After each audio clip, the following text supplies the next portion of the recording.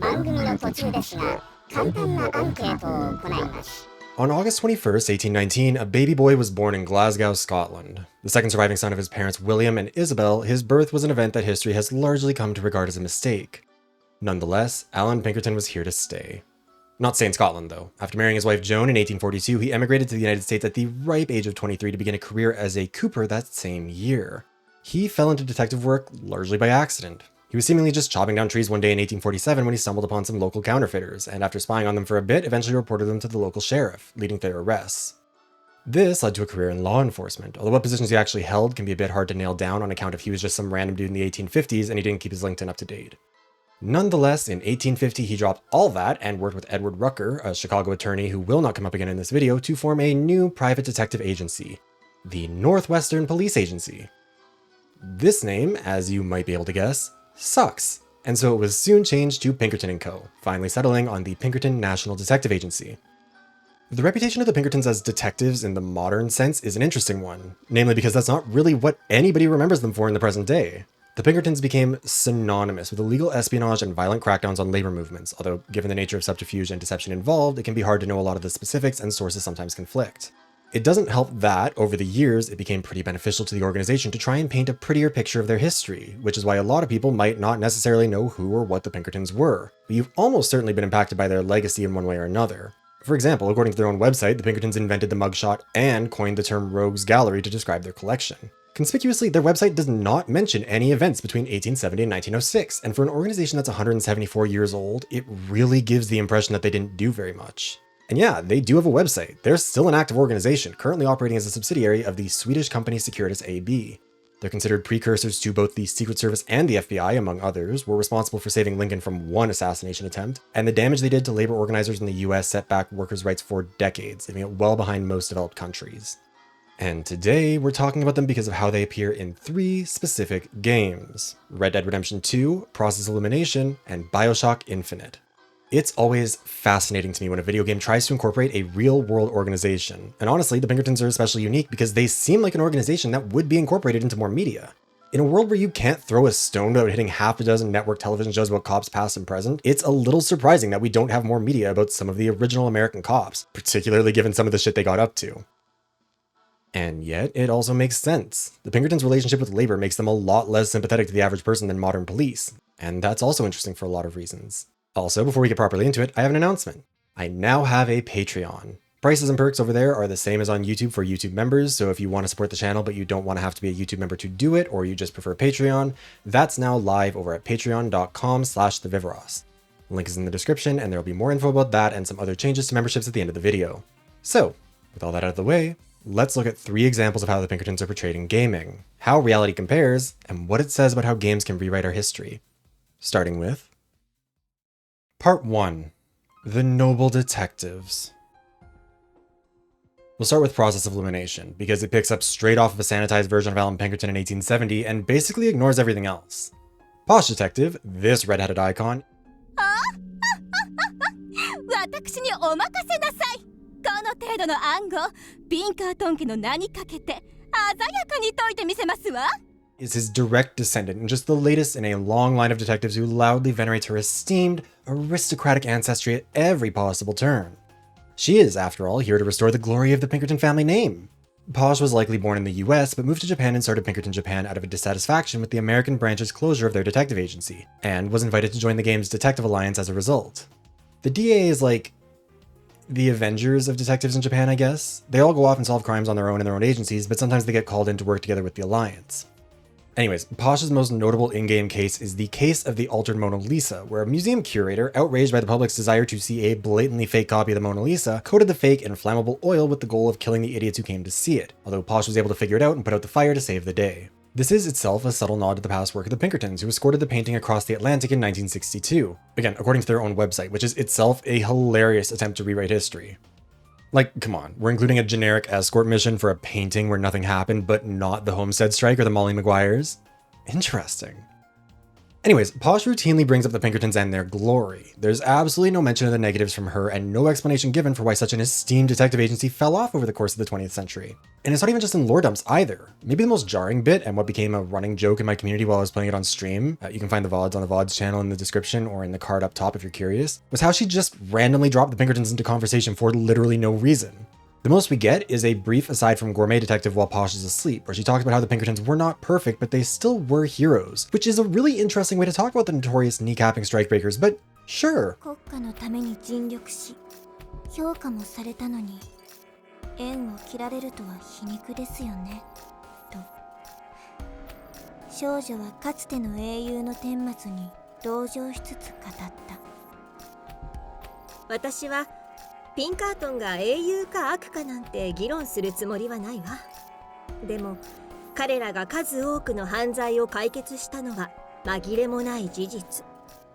It's one thing when Posh says it, she's obviously biased, but Gourmet and the in-game glossary both serve to validate her worldview that the Pinkertons are inherently the good guys, with no mention of the strike-breaking or anything else at all mentioned. Also, yes, Gourmet Detective is dressed like this. No, it does not have an explanation. We are moving on.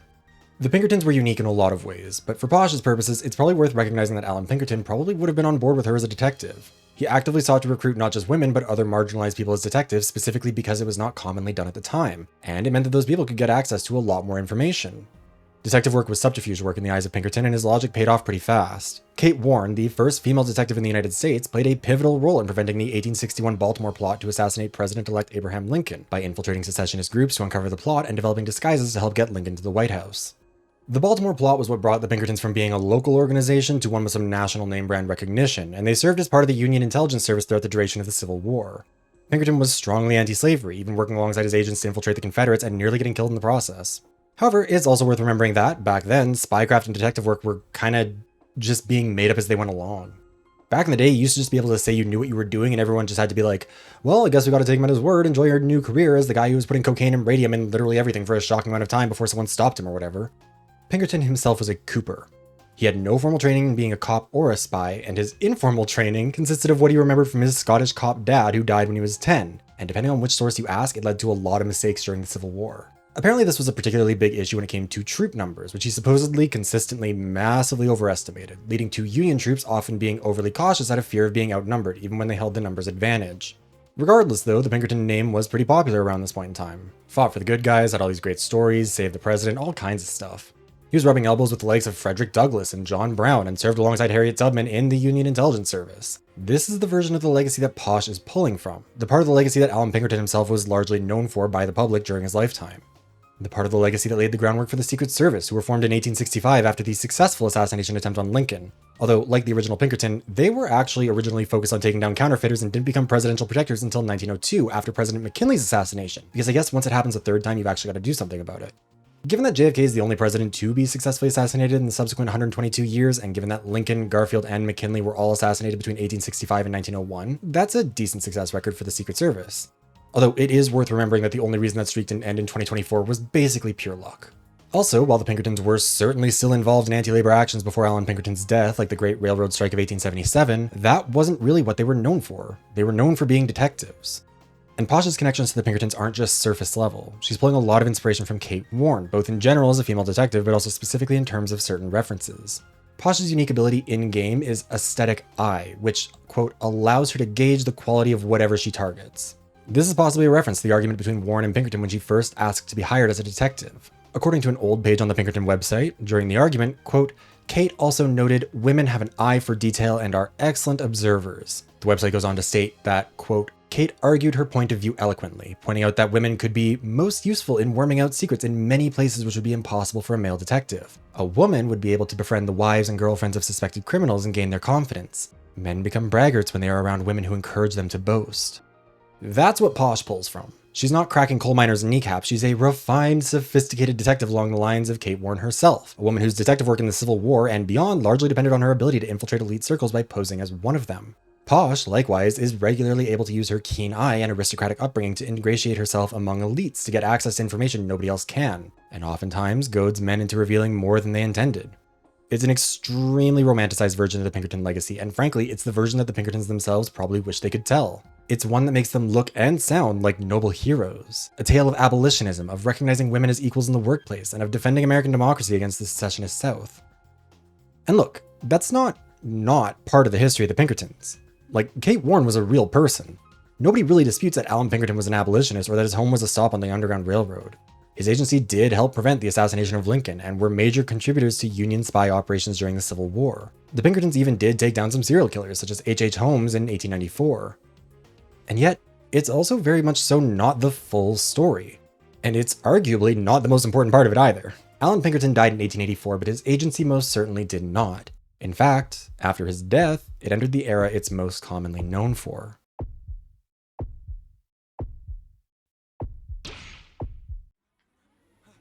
Part 2. The Eye That Never Sleeps. Hallelujah. The second instance worth exploring here is BioShock Infinite. Just like with Posh, protagonist Booker DeWitt is, or rather was, a Pinkerton detective. Booker DeWitt was born in 1874 and grew up while the Pinkertons were reaching their peak. Initially, he was a US Army soldier, joining up illegally at 16 and becoming a corporal before participating in the Wounded Knee Massacre, a real-world historical event. The United States, after signing treaties with the Lakota people, repeatedly broke those treaties by seizing land and killing buffalo. As a result of American colonialism, the Ghost Dance movement began to grow. The Ghost Dance was a circle dance that came to evoke a Paiute spiritual leader in a vision from God.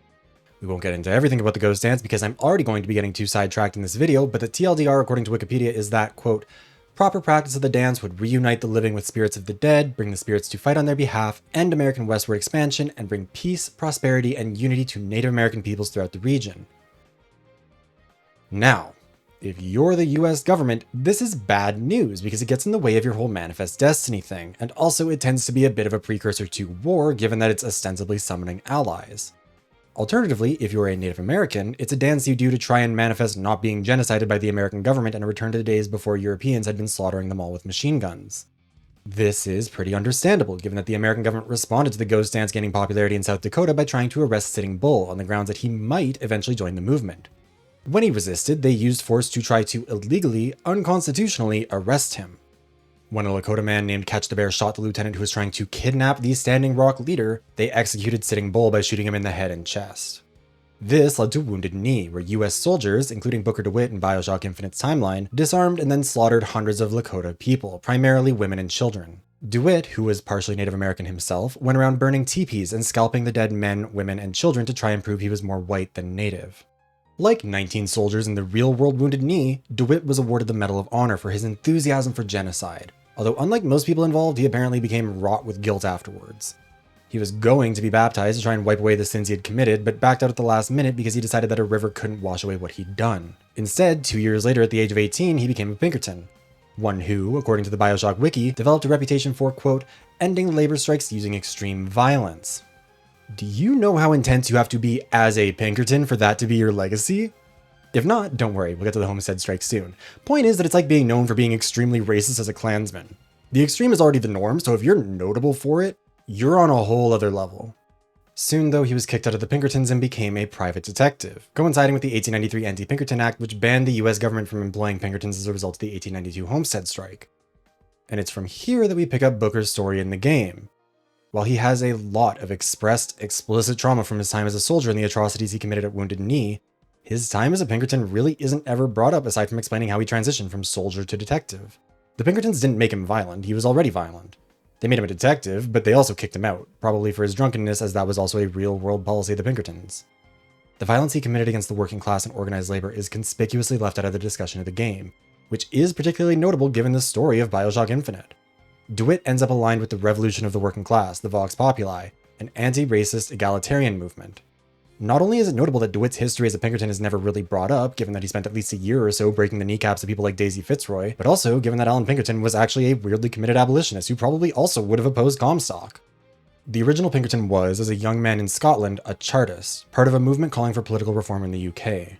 Chartists fought for a people's charter that called for universal male suffrage, a secret ballot for elections, an elimination of the property requirements for MPs, payments for MPs so that working people could afford to become parliamentarians rather than it being restricted to the wealthy, equal constituency populations to ensure equal representation, and annual elections. The Chartists were crushed, but they did get most of what they wanted eventually, save for annual elections, and honestly that's fair, annual elections sound miserable. Pinkerton operated as an abolitionist starting as early as 1844 in the US and was not particularly quiet about his support either.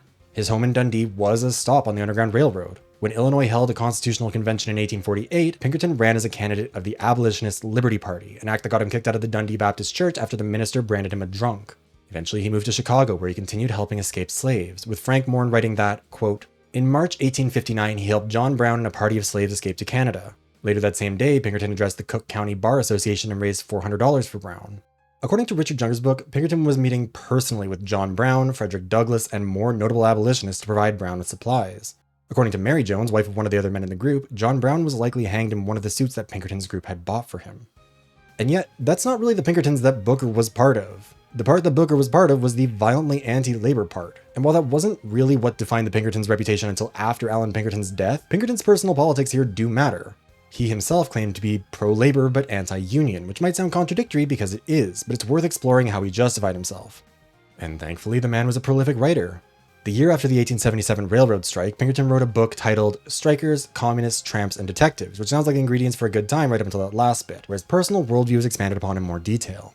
It's available through the Library of Congress, so it'll be directly linked in the sources in the description if you want to read through it yourself. But given how important labor is to the story of the Pinkertons, I want to read you a chunk of his intro where he explains his mentality a bit in the aftermath of 1877. In reciting these facts and considering their lesson, I believe that I, of all others, have earned the right to say plain things to the countless toilers who were engaged in these strikes. I say I have earned this right. I have been all my lifetime a working man. I know what it is to strive and grope along, with paltry remuneration and no encouragement save that of the hope and ambition implanted in every human heart. I have been a poor lad in Scotland, buffeted and badgered by boorish masters. I have worked weary years through the prentice period until, by the hardest application, I conquered a trade. When this much was done, I plodded along under unfeeling bosses at his trade, both through Great Britain and in the United States and Canadas. I know what it is from personal experience to be the tramp journeyman, to carry the stick and bundle, to seek work and not get it, and to get it and receive but a pittance for it, or suddenly lose it altogether and be compelled to resume the weary search. In fact, I know every bitter experience that the most laborious of laboring men have been or ever will be required to undergo, not forgetting frequent participation in the strike. And from it all there has come a conviction as certain as life itself that the working man is never the gainer, but always the loser, by resort to the reckless intimidation and brute force which never failed to result from the secret organization of the trades union to force capital to compensate labor to a point where the use of that capital becomes unprofitable and disastrous. These trades unions of every name and nature are but a relic of the old despotic days. The necessities for their creation, if they ever existed, have passed away.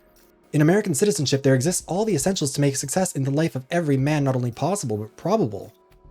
Every trades union has for its vital principle, whatever is professed, the concentration of brute force to gain certain ends. Then the deadly spirit of communism steals in and further embitters the working man against that from which his very livelihood is secured, and gradually makes him an enemy to all law, order, and good society. Whereas, were he free from these demoralizing surroundings, his whole aim would be to improve himself by every means in his power, until he became a better workman, a more faithful employee, and a more loyal and high-minded citizen.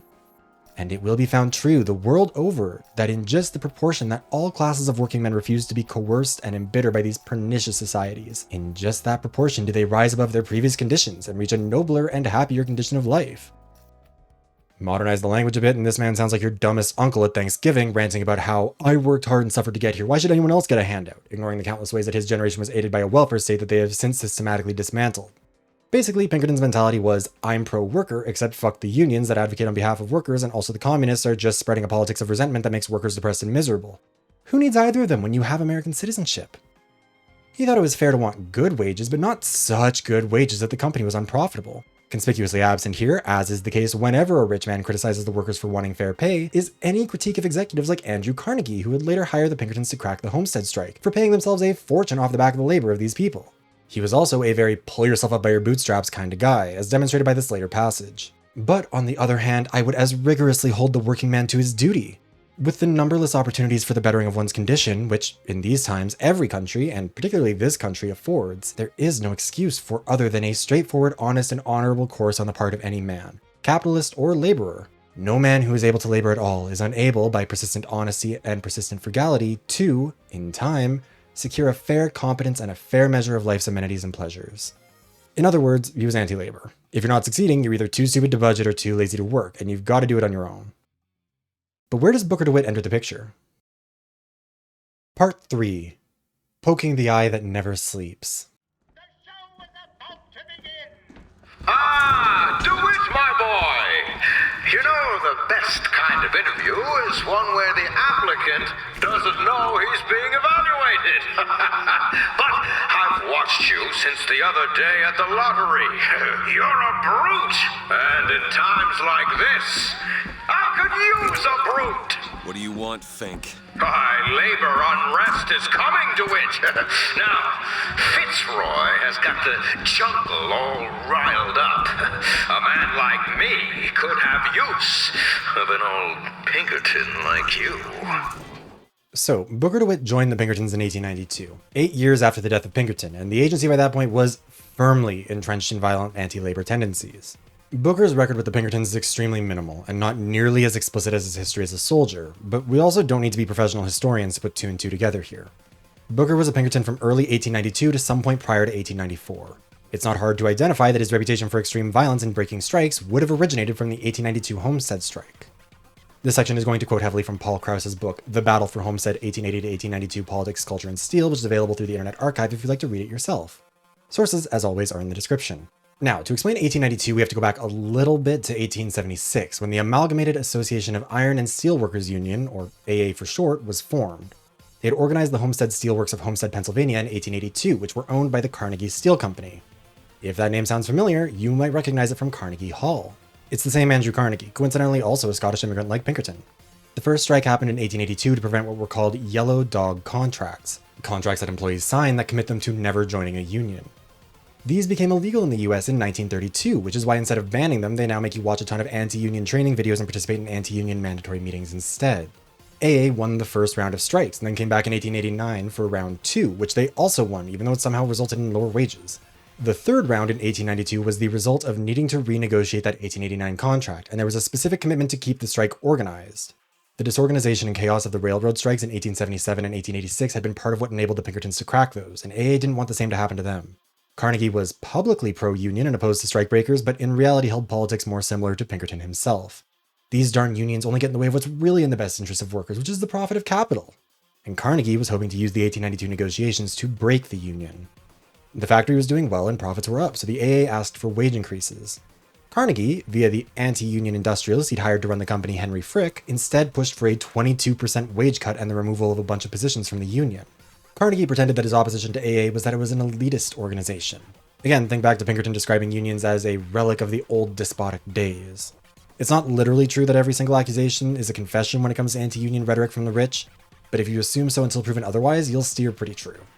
AA, to Carnegie, was not a true union that represented his workers properly, which is also a good reminder that you should never believe a rich man when he tells you he likes unions.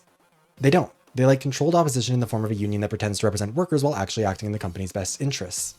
Carnegie didn't like unions that cut into his profits on behalf of his workers, which means he didn't like unions, which is also why you should like them if you're a worker. The fact that this is a view shared by Pinkerton and his agency also reflects that cops aren't really workers. They are the enforcers of capital, not the protectors of the workers, and regardless of how you feel about the police in general, this is an important fact to remember. That's why a cop will arrest you if you clean out the cash register at work, but won't arrest the executives who commit billions of dollars worth of wage theft each year in America against the very poorest workers. That's also, incidentally, why being an American citizen is not actually a substitute for a union. Anyways, Frick basically offered an impossible deal and said that if the AA didn't agree, the plant would stop recognizing them. He then locked the steelworkers out the day before the contract expired, breaking the contract and leading the AA to begin their strike. Frick turned the factory into a fortress with barbed wire, sniper towers, and high-pressure water cannons, and the union workers began working in shifts 24/7 to block off the factory from the land and the sea, driving off the scabs that Frick tried to hire. Functionally, the entire town of Homestead was on the striking workers' side here, and when the Pinkertons finally made their move on July 6th, they were ready.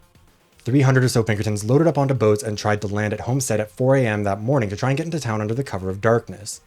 This failed, as everyone noticed them and started chucking rocks and firing warning shots as they got closer, although nobody was injured and the strike leaders called for restraint. Then, when the Pinkertons landed, shots were fired again. And according to everyone except the Pinkertons and the men they hired, the Pinkertons shot first, hitting William Foy, one of the workers. A firefight ensued with 2 kills for each side before the Pinkertons briefly retreated. They tried landing again at 8 a.m., killing 4 more workers in a fight that lasted for hours, and a sniper for the workers killing another Pinkerton around noon. The workers, meanwhile, were trying some Looney Tunes shit to try and take out the Pinkertons. Quote, first they commandeered a raft, loaded it with oil-soaked lumber, set fire to it, and then sent it downriver toward the barges. This attempt failed. Quote, the Pinkertons soon faced another fireball. A burning railroad flat car loaded with barrels of oil was sent hurtling down the railroad track that ran from the mill to the wharf. This also failed, because the car stopped before hitting the water. Then the workers tried pouring oil straight into the river and then setting the slick on fire and also throwing dynamite at them. All of this also failed. And look, you might think this is brutal, but remember, the Pinkertons were a private gang of thugs hired by their employer with orders to shoot to kill because they wanted fair wages, and these thugs had eagerly agreed to do so, putting the lives of not only the men but their families at risk. People knew what the Pinkertons could do, and they didn't want to give them a chance to do it to them. I used to work for folks like Fink. Really? And I was with the Pinkertons. They call us in when the workers got restless. To do what? Demonstrate the folly of men striking, throwing down tools. You hurt people. I'll tell you this. Sometimes there's precious need for folks like Fitzroy. Why? Because of folks like me. Done. Keep in mind, throughout this, AA was trying to get Frick to call off his men. According to Krauss, National President William Weehee ran to the sheriff's office at 9 a.m. as soon as he heard about the casualties. By that point, Sheriff McCleary, who had welcomed the Pinkertons in, had already been meeting with other municipal advisors. To quote Krauss, Weehee told the assembled officials that the only way to avoid further bloodshed was for Frick and the workers to meet. McCleary and his advisors then sent an emissary to Frick, who refused to negotiate. This might seem confusing to you if you look at it from the perspective of wanting to stop the violence, but that's not what Frick wanted. Quoting Krauss again, Frick and Francis Lovejoy, Secretary of Carnegie Steel, had been counting on the ultimate authority of the state from the outset. They knew that the more chaotic Homestead became, the more likely it was that Governor Robert E. Pattison would order out the militia, thereby clearing the way for non-union laborers to enter the steelworks. Only one side actually wanted to end the violence, and it wasn't Carnegie or his cronies. Frick eventually got his way. The sheriff caved and called for Governor Pattison to intervene around 10 a.m. Pattison told him to first exhaust every effort to restore the peace. McCleary refused to force Frick to act in good faith, instead insisting that the workers were the problem and demanding that Pattison send in the militia with requests at noon and 3 p.m. The state didn't respond in time to save the Pinkertons. At one point, they tried to raise an American flag, hoping that the strikers would not fire on an American vessel. Lamau, said the workers, who not only continued firing on them, but also began chucking leftover Independence Day fireworks at them, which I think is hilarious. Booker, if the Vox get their weapons, there's going to be a revolution just like Les Miserables. These people are gonna have better lives. Yeah. At about 5 p.m., 13 hours after their first attempted landing, the Pinkertons surrendered. I'm going to quote from Krauss again because this is incredible to me. The carnival began immediately, as if by preconcerted plan, when the crowd formed itself into two lines 600 yards long between which the men from the barges had to pass. At the head of the procession, a steelworker carried the American flag. He was followed by 100 of his colleagues carrying rifles and marching 4 abreast. The Pinkertons, walking behind the armed homesteaders, were initially met only with more jeers and epithets. Then, one of the crowd struck an agent with his open hand, and wholesale physical assaults against them began. Many were knocked into insensibility by the men and women who had gathered to watch. The press was universally aghast at the turn of events. The most shocking and dastardly deeds, one reporter observed, were committed. He was especially shocked when he saw a woman punch out the eye of an agent with her umbrella. You Booker DeWitt, the hero of the Vox! What the hell are they talking about? Look at that poster. In this world, you're a hero. The people of Homestead, not just the striking workers, remember the whole town was here, then looted their barges and burned them to the waterline. The AA also struck a deal with the state to not have the Pinkertons charged with murder, which is interesting. However, the violence against the Pinkertons, as reported by the media, led a lot of people to start to turn on the workers. The Pennsylvania governor, Robert Pattison, eventually caved to pressure from Carnegie, who was also a major donor that Pattison relied on, and sent in the state militia on July 12th. On the 16th, AA wrote to Republican VP candidate Whitelaw Reid for help, who told Frick that his bullshit was hurting the Republicans. 1892 was an election year, and it wasn't looking too hot. Frick didn't care. Incidentally, the incumbent Republican President Benjamin Harrison would go on to still win Pennsylvania, but lose the election to the Democratic candidate, former President Grover Cleveland. Fun facts about this election include that it was the first time a Republican president lost re-election, followed by Hoover in 1932, George H.W. Bush in 1992, and Donald Trump in 2020. It was also the last time a US president lost the popular vote in 2 separate elections until Donald Trump, the only time an American president has ever been elected to a non-consecutive second term, and it was the only American election where the candidates from both major parties had both served as president. 2024 would have been the second, but then Biden dropped out. The steelworkers had tried to establish a connection with the militia, but they made it clear they were on Team Carnegie as soon as they landed. They broke the barricade and allowed the executives and their scabs back to work. However, it wasn't exactly smooth sailing, in large part because of one of America's other major pastimes: racism. Krauss traces the efforts of executives to hire black workers as scabs in the steel mills back to about 1874-1875 in Richmond, Virginia, but, quote, "It was not until July 1892 in Homestead that large numbers of black workers began to enter the steel mills of the industrial North. And the violence that greeted them there was the beginning of a pattern that would endure across the country for decades." Superintendent Potter, in an immediate attempt to lessen tensions among the new workers, promised to build separate housing facilities for the coloreds. By July 22nd, according to Krauss, there is a full-on race war inside Homestead Steelworks. The strike continued for weeks, with the town falling under martial law on the 18th. Then, on the 23rd, some random unaffiliated anarchist named Alexander Berkman rocked up and attempted to assassinate Frick in his office, somehow managing to both stab and shoot him without actually killing him. The assassination attempt, despite having nothing to do with AA, turned public opinion against the workers even further. Other unions overwhelmingly turned their back on AA, and soon the AA collapsed. Carnegie had gotten what he wanted. The workers went back to work without union protections, and by the time the strike officially ended on November 20th, less than 200 of the 3,800 strikers even bothered to show up to accept the deal. 7 workers were dead, 11 more were injured. Labor protections took a major step backwards, and unions began to fall throughout the region in the aftermath. That didn't mean that the public fully supported the strikebreakers, though. They didn't love the assassination attempt against Frick or the violence against the Pinkertons, but the strike had also brought a lot of scrutiny onto the Pinkertons themselves, both in terms of Homestead and just their general violence against workers. They were thugs for hire, not detectives. Detectives don't load up 300 men on a boat with rifles to do the bidding of industrialists like Carnegie by murdering workers standing up for themselves. That is something different. This is presumably where Booker DeWitt cut his teeth with the Pinkertons. It's hard to really imagine any other incident with the agency where he could have developed such a prominent reputation for violence between his employment starting in January of 1892 and whenever he was fired prior to 1894.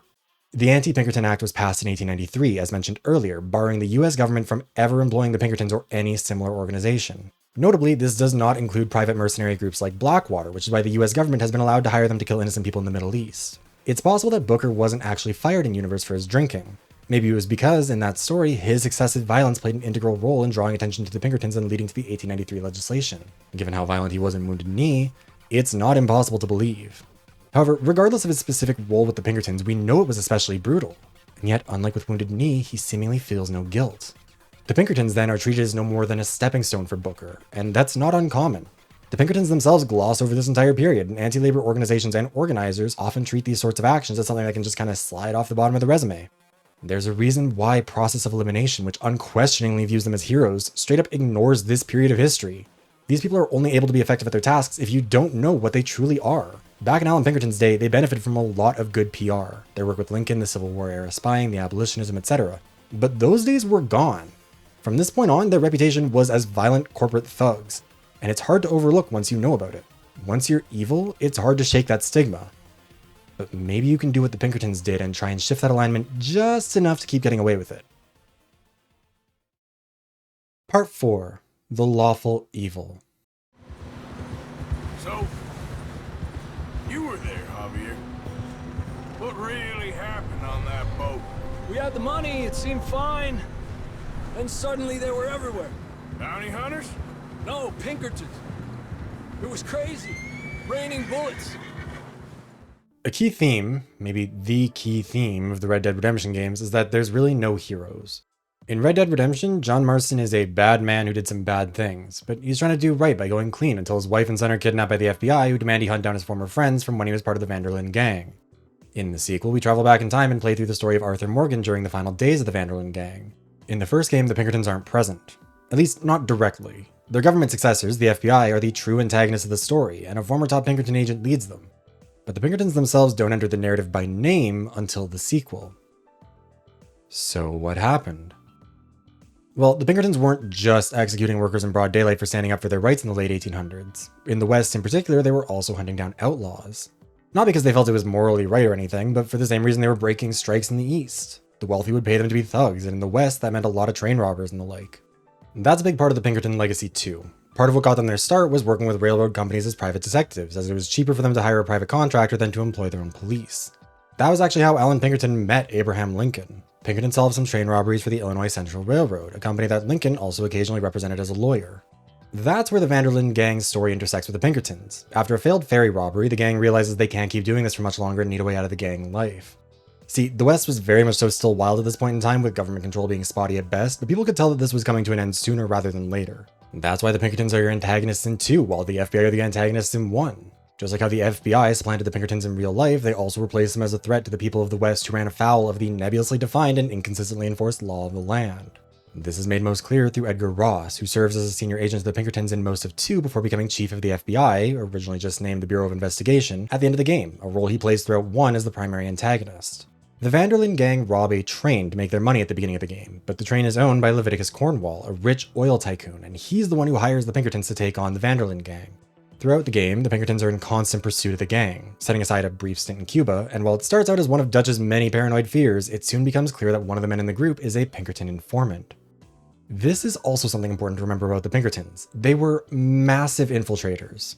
The people who know a little about them know about the violence involved in strikebreaking, but not necessarily the spycraft. When we think of detectives today, we think more like NCIS or Sherlock Holmes, not James Bond. But the Pinkertons weren't detectives like we think of them today. Again, remember how the early agency had served as part of the Union Intelligence Service? They were a lot closer to spies originally, and the Pinkerton agents never really stopped being spies, they just did it to different people. Now, as mentioned earlier, the Pinkertons were kind of like the main pop girlies of the private law enforcement agencies in the late 1800s, and kind of just law enforcement in general. Believe it or not, America did not always have a robust police infrastructure. Hell, the NYPD is one of the oldest police forces in the country, and it was only founded in 1845, 5 years before the Pinkertons. Fun fact, the New York City subway didn't open until 1904, meaning that the first 59 years of the NYPD's existence were a bit aimless since they couldn't waste taxpayer dollars on turnstile hoppers or commit mass shootings over 290. Anyways, America used to be in a bit of a tricky predicament when it came to law enforcement. There were the obvious challenges like their size and their relative youth as a country, but there were also unique complications as a result of American independence. A federal authority imposing a federal police force on the states was a very different ballgame than what happened in countries like Canada or Australia, where there was more of a gradual transition from colonial military law enforcement to domestic civilian law enforcement. American law enforcement was more privatized, let's say, from the start. One of the big early influences on modern American policing were the slave patrols in the Carolinas, which started in the early 1700s and ran until the Civil War, where they kind of transitioned from slave patrols to freed slave patrols. Basically just militias wandering the country, ensuring black people didn't get too equal with their rights during Reconstruction. This was through what were called black codes, strict rules about what rights black people did or did not have, although those were also abolished by the 14th Amendment in 1868. For the next 30 to 40 years, policing would be in a bit of a transition period. Private police forces still existed and were kind of just government contractors or working fully independently, but in the 1900s they started being replaced by municipal and state police forces to enforce things like Jim Crow laws, which segregated black and white Americans. The 1896 decision in Plessy v. Ferguson ruled that these laws were constitutional, and so those governments increasingly came to believe that it was better to form their own police forces to enforce these and other laws instead of just relying on random dudes with guns who'd rock up and say they were here to solve crimes if you paid their rates. Now, this is the period of time that we were largely talking about. The Pinkertons were at their peak in the late 1800s, but they hadn't been in the business of capturing runaway slaves prior to emancipation anyways. Remember, slave patrols and their immediate descendants were a southern thing, and Alan Pinkerton was adamantly an abolitionist who was helping those runaway slaves. But again, this does not mean modern policing in America doesn't have roots in the Pinkerton approach too. Both sides contributed, and you can see their roots pretty clearly depending on what shit the police are up to. For example, if you've ever heard about feds infiltrating a group of people, or somebody fed posting, or even just seen those pictures of NYPD cops who are absolutely not pulling off their undercover disguises in the subway, you're seeing some of the Pinkerton tradition in modern policing. See, again, Pinkertons were spies. Alan Pinkerton was a spy. Kate Warren was a spy. The person who was spying on the Vanderlyn gang in Red Dead Redemption 2, I promise I did not forget what this video was about, was a spy. The list goes on. Now, like I mentioned, municipalities and states began creating their own police forces around the time of RDR2, but the West still hadn't gotten there yet. Again, it was still the Wild West, and the Pinkertons were still doing their general law enforcement thing there. Also, while the 1893 Anti-Pinkerton Act did prevent the federal government from hiring Pinkertons, it didn't block state or local governments from doing so, nor did it block private citizens from hiring them. All this combined meant that the Pinkertons could still do some law enforcement, but their big business came from private contractors, the wealthy who wanted some people with guns and a lack of morals to fuck some people up for screwing them over. But it often wasn't enough to just kill people. You needed to destroy their movements. And the Pinkertons had a reputation for that stretching back to the 1860s with the Molly Maguires, an Irish secret society that made its way to Pennsylvania in the 1800s, and was known for its activism among the Irish coal miners there. A Pinkerton infiltrator got into the group and sent information back to his supervisor, and then somehow that information got sent to vigilantes who would murder not only the men who were allegedly part of the Mollies, but also murder their wives and children. That's not to say Pinkertons couldn't participate in the violence themselves. Again, as Homestead proved, they very much so could.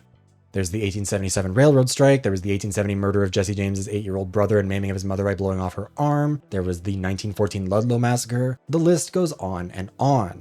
They predominantly worked for private interests against labor and unions, given that they couldn't work for feds anymore and the municipalities and states were beginning to form police forces to enforce actual laws, and big businesses were the ones most in need of thugs for hire with the funds to pay for it. In 1936, the Committee on Education and Labor Subcommittee investigating violations of free speech and the rights of labor, what we'll be referring to as the Lawful Commission going forward, kicked off an inquiry to see just how many spies agencies like the Pinkertons had. Turns out, a lot. According to Frank Morin's book, The Eye That Never Sleeps, A History of the Pinkerton National Detective Agency, Lawful found 1,228 Pinkerton spies on record in almost every union across America on behalf of about 300 clients, the largest of whom was General Motors. Yes, that General Motors, GM, they're still around today. It might not be shocking then that one of the largest contingents of Pinkerton spies could be found in the United Auto Workers, with 52 Pinkertons in their union alone. There were 5 more in the United Mine Workers, 9 in the United Rubber Workers, and 17 in the United Textile Workers. The commission achieved little in terms of regulation, but it did continue to bring eyes onto the Pinkertons and agencies like them. And, more importantly, exposed just how much time and money was being invested into making sure American workers never even got a foot in the door. It created distrust among workers, fearful that anyone around them might be a spy. And what's more, they were about to enter the Cold War and McCarthyism, which would paint basically anyone who was pro-union as a Soviet commie seeking to destroy America. Remember, Alan Pinkerton's Strikers, Communists, Tramps, and Detectives was from 1878. Anti-communism was being used to crack down on workers long before the Russian Revolution, and it helped to lay the groundwork for the repression of workers that is still very present today. But I'm getting ahead of myself. The point is that the impact of the Pinkertons as not just violent strikebreakers but also spies was huge. We still see it today in how police infiltrate communities deemed to be radical. And that also brings me to the point that matters with the Red Dead Redemption 2 connection. Namely, not everyone that the Pinkertons were infiltrating or taking down were good, honest workers who were fighting for a better future. Sometimes, like in the case of the Vanderlyn gang, they were fighting against a group of undeniably bad guys. They were a gang that robbed and killed people. And that is part of what the Pinkertons did in the real world too. Dutch killed a girl in a bad way. But it was a bad situation. That ain't like him, though. Wikipedia lists Jesse James, the Reno Gang, and the Wild Bunch as just a few of their outlaw targets, and so the Vanderlyn Gang is an entirely logical target for them to be fighting. And it's a group that realistically probably should be stopped. Obviously they're not doing it for selfless reasons. They were hired by a rich oil magnate to get back the money they stole from him, and they're also obviously not exactly doing it ethically, what with all the shootouts and kidnappings and such. But there's an argument to be made that even though the Pinkertons are the antagonists of Red Dead Redemption 2, they're not bad overall. Same argument could be made for the FBI in Red Dead 1. Sure, they're shady. Sure, they're awful to John and his family, but you could, theoretically, make a greater good type of case here. A little bit of evil is better than a lot of evil. And that's important to reckon with in this context, because each of these games incorporates the Pinkertons in a way that minimizes who and what they were. Process of elimination uncritically valorizes them as heroes. BioShock Infinite glazes over both the agency and the violence Booker committed as part of it. Red Dead Redemption 2 portrays them as the villain to an anti-hero, the lawful evil in contrast with the, at best, chaotic neutral. That's part of the problem. This isn't an honest retelling of history. This isn't accurately reflecting what the Pinkertons did, why they did it, how they did it, and perhaps most importantly to whom they did it. In each of these stories, the biggest common thread is that the Pinkertons and their descendants, whether in terms of literal Pinkerton descendants or their descendant organizations, are on the right side of things. In Process of Elimination, Posh Detective is a Pinkerton trying to solve crimes and put an end to the Quartering Duke's reign of terror as a massive serial killer. In BioShock Infinite, Booker DeWitt is a private eye who's ultimately going to be a hero of the story. Spoilers here, so skip ahead like 10-20 seconds if you don't want to hear about the big twist in BioShock Infinite. I'll give you 3 seconds. 3, 2, 1. And crucially, it is only in the timeline where he becomes a Pinkerton that he becomes a good guy. If he accepts the baptism in the river, he becomes Comstock and sets up a flying city full of sky racists. While him being a Pinkerton doesn't make him a good person, it is something only the quote-unquote good version of Booker does. In Red Dead Redemption 2, the Pinkertons are trying to kill an undeniably bad group of guys in terms of Dutch and his cronies who are wreaking havoc and hurting innocent people. Even if they play dirty, they're still ultimately on the side of law and justice in terms of trying to right the wrong of the train robbery. Now, would you get rid of all of this? The train? Yeah, get it out of here. What about them? What do you think? I don't know. It's up to you. Kill them, leave them here, take them with you on the train. Just make sure they don't send no folk after us. Okay. See you back at camp. When you get back, we'll be moving on. The rest of you, let's ride!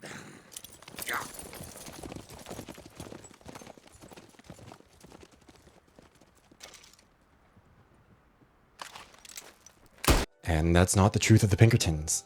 At least not the full truth. The primary targets of the Pinkertons throughout history have not been serial killers like the Quartering Duke, or American ethno-nationalist fanatics like the Founders, or criminal gangs like the Vanderlyn Gang.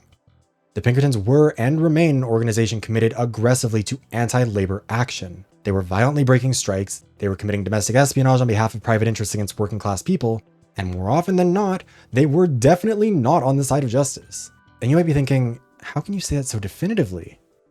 After all, according to the Pinkertons, they've moved on from this. Wikipedia even says that, quote, the company now focuses on threat intelligence, risk management, executive protection, and active shooter response. So even if their past history was rough, it's not necessarily still true, right? And that's the fun thing about the Pinkertons still being active. We can look at their current activities and test the theory. At least we don't need to worry about Pinkertons tailing us in this. Part 5. War Never Changes. So, first off, it's worth acknowledging that the Pinkertons are aware of how they're being presented and discussed in media.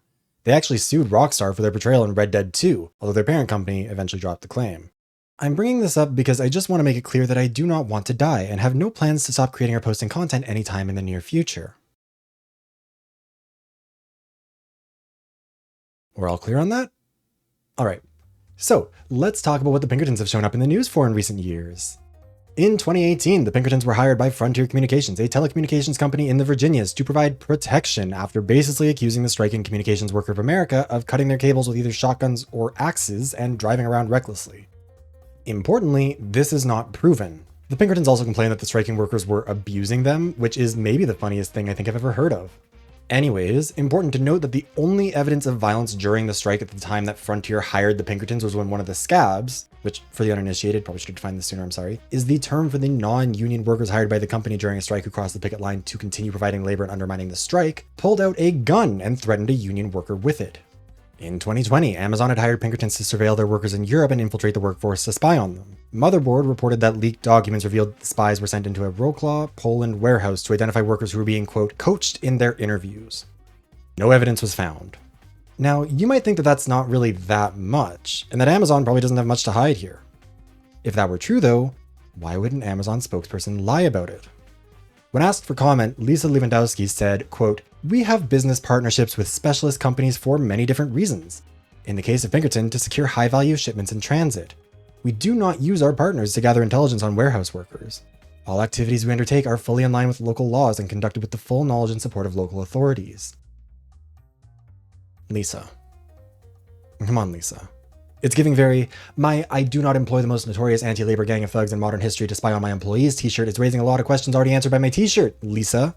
This was part of a bigger anti-union push from Amazon, both at home and abroad. The push for Amazon to unionize was big in the US in 2020, back when people were briefly willing to identify them as essential workers, which you might be familiar with if you remember Chris Smalls and the Amazon labor union. Chris Smalls was trying to unionize Amazon workers and was fired for it, which is illegal, and then Amazon went on a racist smear campaign against him. According to reporting from Vice, leaked documents revealed Amazon's general counsel, David Zapolsky, saying, quote, we should spend the first part of our response strongly laying out the case for why the organizers' conduct was immoral, unacceptable, and arguably illegal in detail, and only then follow with our usual talking points about worker safety. Make him the most interesting part of the story, and if possible, make him the face of the entire union/organizing movement. He's not smart or articulate, and to the extent the press wants to focus on us versus him, we will be in a much stronger PR position than simply explaining for the umpteenth time how we're trying to protect workers. However, again, this wasn't just domestic. Their anti-union activities were going on in Europe too. According to Business Insider, quote, the leaked documents reportedly show Amazon analysts tracking union organizing activity of workers in Europe, with members having the ability to stay updated on labor organizing efforts conducted at warehouses, right down to the date, time, location, and the number of workers involved. That's part of the fun of the modern Pinkertons. The digital world opens up all kinds of new opportunities for spying on workers. The less fun part, however, is that it can be a lot harder to identify the extent to which they're actually spying. They operate a lot more covertly, including digitally. But again, sometimes they're just outright thugs, as in this 2023 incident where Magic the Gathering YouTuber Old School MTG posted an unboxing video on April 20th of some Magic cards from a set called March of the Machine, The Aftermath. This was notable because the Aftermath set wasn't supposed to come out until May 12th. According to Old School MTG, this was a mistake. The guy who'd bought the boxes from it said he was selling regular March of the Machine sets and must have been sent the wrong thing from his supplier. If you are a normal human being with a functioning brain, you probably think this is pretty harmless. How do the Pinkertons factor into this, you might be wondering? Well, it turns out Wizards of the Coast, who own magic, hired the fucking Pinkertons to go to this guy's house, intimidate him, threaten him with legal action, and confiscate the cards. According to old school MTG, the agents made his wife cry with their threats and intimidation techniques, and it was all over a simple accident. You can find old school MTG's video where he talks about what happened in the card in the top right, and in the description in case I forgot to put it up there. However, as that story proves, the Pinkertons aren't just cracking unions anymore. Mostly because, frankly, America is historically non-unionized right now, and most other countries have more strict protections against the way the Pinkertons behave. So they're providing their services all over the place, whether it's to Wizards of the Coast, a company that believes in protecting their IP but not the IP of the artists who've had their work stolen for the AI art that Wizards are planning on using, how interesting, or to Columbia University in 2024. What would a university need the Pinkertons for in 2024? Well, what about, hypothetically speaking, spying on pro-Palestine protesters? Nothing says you're the good guys quite like hiring the Pinkertons to spy on student protesters exercising their right to free speech. Love that. They were hired to provide quote-unquote security, but security is just something the Pinkertons say to rebrand themselves. It's like how the US changed the name of the Department of War to the Department of Defense. Security implies defensiveness and protection, rather than aggression and being the initiators. Nonetheless, a century and a half of history suggests that the Pinkertons aren't the group of people you hire when you're looking to work with someone in good faith. And it's sincerely fucked that American universities are hiring them to spy on protesters in a blatant, actual repression of freedom of speech on American campuses. Meanwhile, you'll note that despite the Pinkertons listing active shooter response as one of their current duties, you never hear about them in that context. And it's not like there aren't opportunities to play a role there. America has tons of active shooter situations all the time. And yet, nobody seems to be hiring the Pinkertons to make sure their employees aren't going to get murdered by a lunatic with a gun. Probably because that's kind of like hiring a fox to teach the hens where to hide, given their record for being the lunatics with guns murdering workers, but I digress. The point here is that these stories show that, at a bare minimum, the Pinkertons are still continuing the kind of work they were doing back in the day. And to be clear, it's not a bad thing that video games incorporate real-world organizations. The Pinkertons are a major historical organization within the United States, and if your story is set in the late 1800s and involves breaking the law, it makes sense to include them. It's not bad for BioShock Infinite to include the Pinkertons in Booker's backstory. It's not bad for Red Dead Redemption 2 to feature them as a major antagonist. But it is a problem when the Pinkertons are consistently, exclusively framed in media as the good guys, because overwhelmingly they weren't.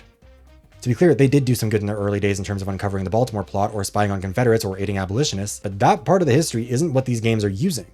Booker wasn't working with Alan Pinkerton and Kate Warren to infiltrate the Confederacy. Edgar Ross wasn't killing slave owners alongside John Brown. He was kidnapping and murdering people at the orders of the wealthy before 1908 and then at the behest of the government after that point. And it does matter that Posh Detective, in talking about her family's legacy, never once acknowledges the awful parts of the legacy she's fighting to restore. The way that games rewrite history can often be hard to parse, because games don't just tell one story. As interactive media, you will inevitably make choices that change how you interpret the story in subtle ways, and many of the key narrative tools of other media that would be used to try and frame one side as good guys and another as the bad guys don't work the same when the audience is in control of the camera and the decisions the protagonists make. You don't control Posh Detective, but you do control Arthur Morgan and Booker DeWitt.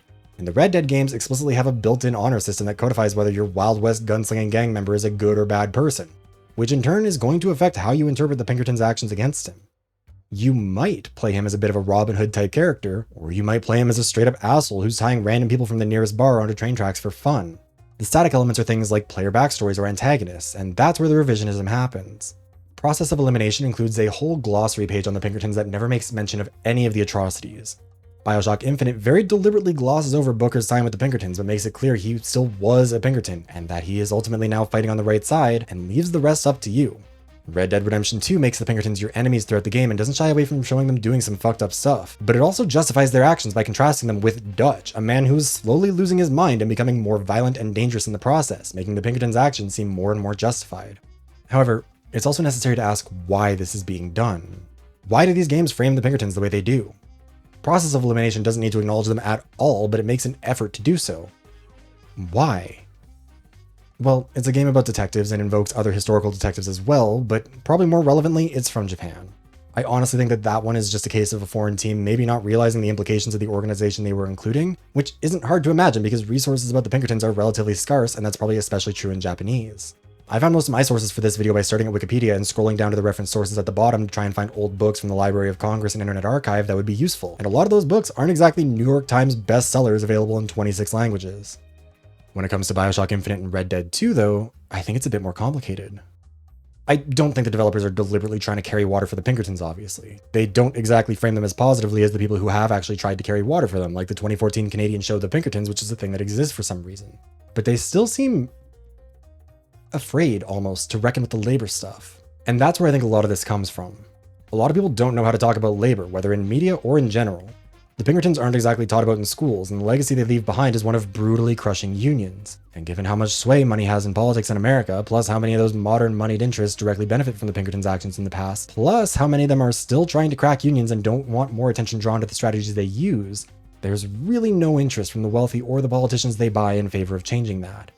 So a lot of people aren't educated on the subject. And what's more, a lot of game developers don't want to be seen as the devs that tried to tackle the complicated history of labor politics. Which is a shame, because media about the Pinkertons could be really interesting and really useful. There's a lot that happened that's worth exploring the same way we explore Wild West gangs and Private Eyes of the same era.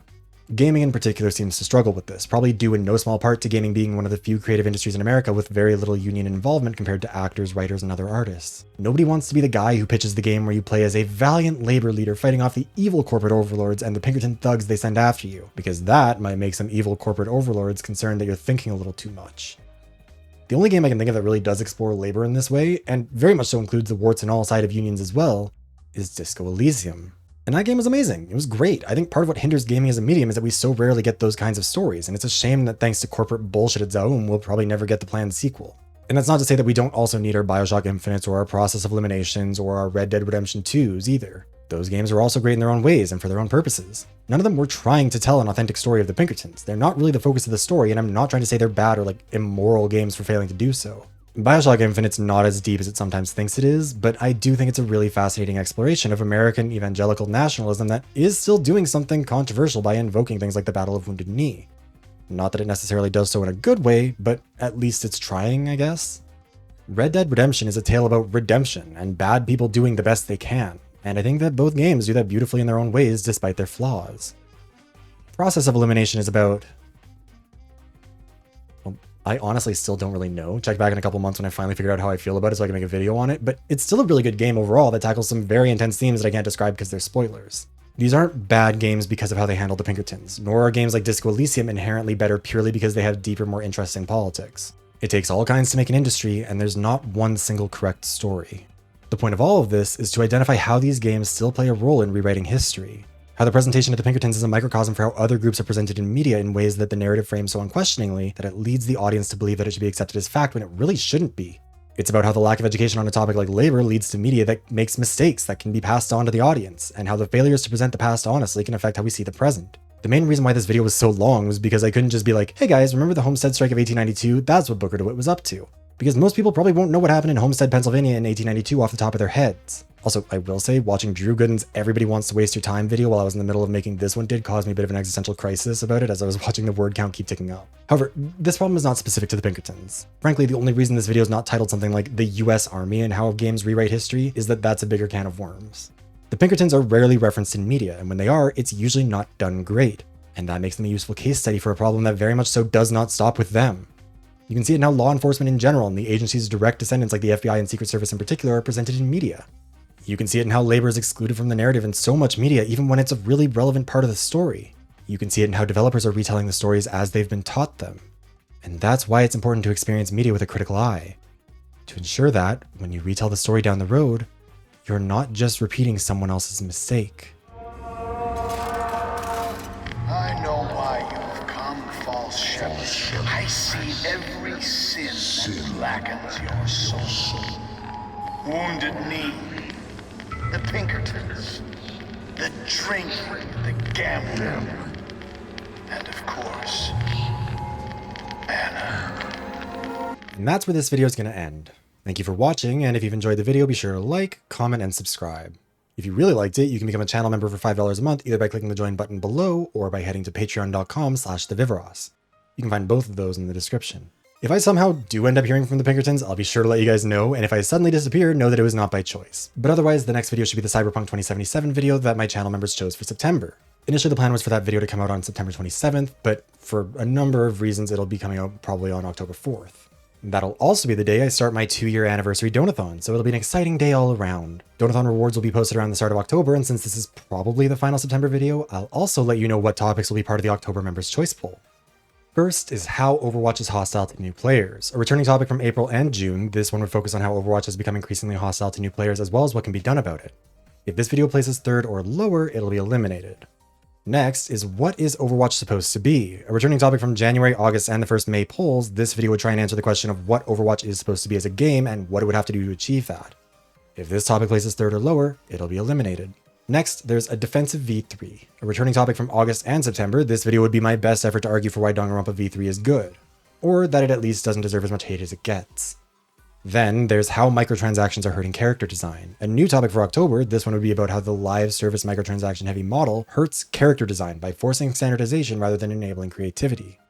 Finally, there's why video games struggle to get mysteries right. Another new topic for October, this one would be about what makes it so hard to tell a mystery through the medium of video games and why it's so impressive when developers can get it right. Like I said at the start, there are a couple membership updates. In addition to the Patreon, there are now 2 new membership tiers, premium members at $10 a month and elite members at $25 a month. These tiers won't have any new perks or bonuses, everyone still only gets 1 vote in the members' choice polls. I just wanted to add them in case anyone wanted to donate more per month, and I based the prices off of how Twitch does tier 1, tier 2, and tier 3 subs. Plus, YouTube won't stop sending me notifications like, hey, did you know that offering at least 3 tiers is a good idea? You should try it, unless I do it.